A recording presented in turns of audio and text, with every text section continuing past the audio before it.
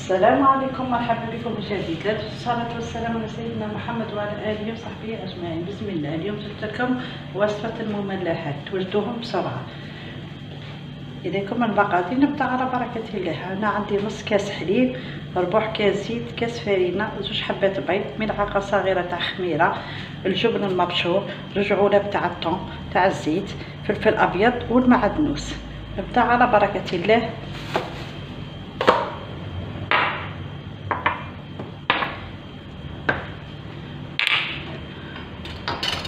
نديرو هنايا زوج حبات تاع البيض،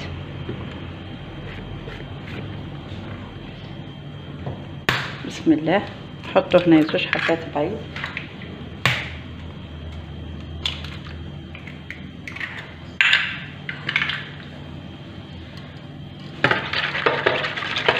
هذا الوصفة توالي من هذا الجو الحار، توجدوها بسرعة.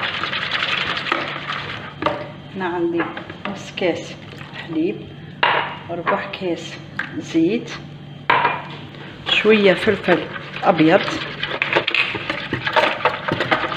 هنايا شوية معدنوس. نخلطو كل شيء، نديرو شوية ملح، ما نكتروش الملح.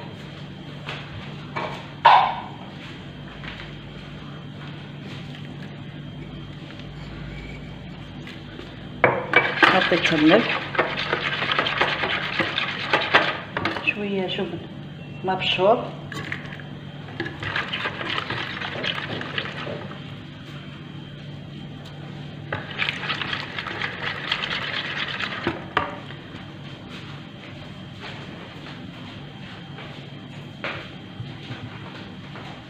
هنا نحطو كاس تاع الفرينة، نغربلوه مع الملعقة تاع خميرة الحلوى.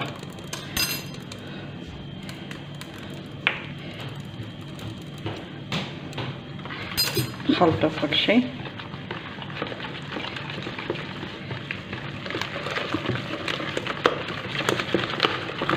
هنايا نزيدو الثوم، ولا عندكم قطعة تاع الدجاج باقي لكم محمر زيدو قطعوه طريفات صغار وحطوه هنايا بالثوم، تجي ولا اروع، تجي بنينه. هذا المملحات يجو ولا اروع، يوالموا لهذا الجو الحار، توالم من الوصفات السهله. هنايا عندي هذا السيليكون، مول السيليكون، اي مول عندكم ديروه. هنا عندي هذا المول السيليكون، وعندي هذا النوع. نتوما ديروا اي نوع عندكم تاع السيليكون ديروا. الخليط تاعي هاوينا، نسخن الفرن تاعي. هذه الوصفه سهله وسريعه، توجديها في 10 دقائق.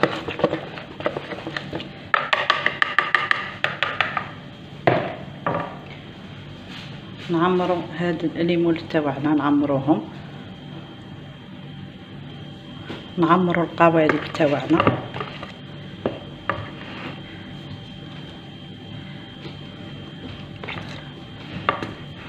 ندخلوهم في الفرن واحد 15 دقيقه. دروك نوجدو جبنة وجدو كريمة الجبن.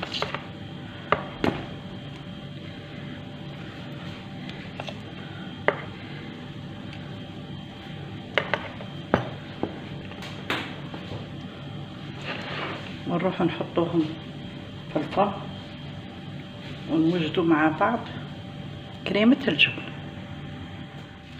دروك نوجدو كريمة الجبن. هنا عندي كاس ونص حليب، حبة بيض، ملعقة نشا، ملعقة صغيرة تاع الشاي هادي نديرو بها نشا، ملعقة صغيرة مارغرين، كاس ونص حليب، وقطعة جبن أبيض.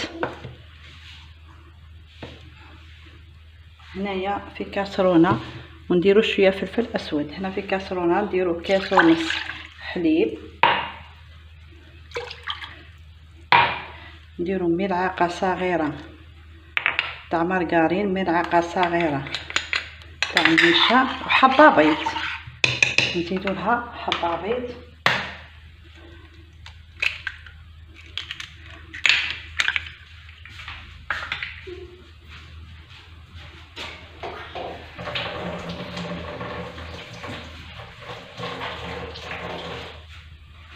نخلطو كل شيء.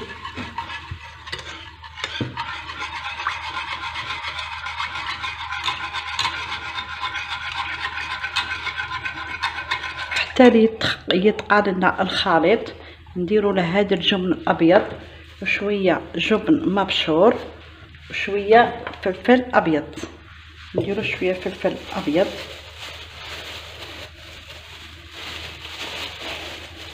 باه الكريمه تاعنا ما تجي بيضه. شويه فلفل ابيض والملح حتى نذوقو باه من بعد نزيدو الملح، ما نديروش الملح تاع خاطر الجبن مالح. نخلط كل شيء، نروح نحطها على النار وانا نحرك.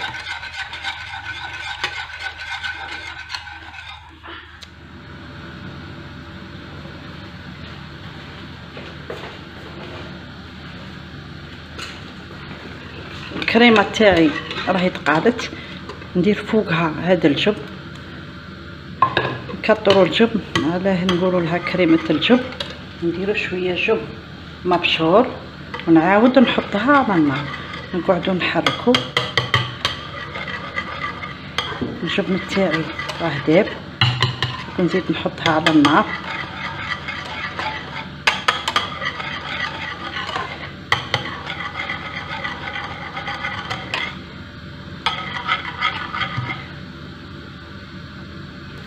هاي الكريمه راهي وجدت، نخلوها تبرد ومن بعد نرجع لكم باه نكملوا الوصفه.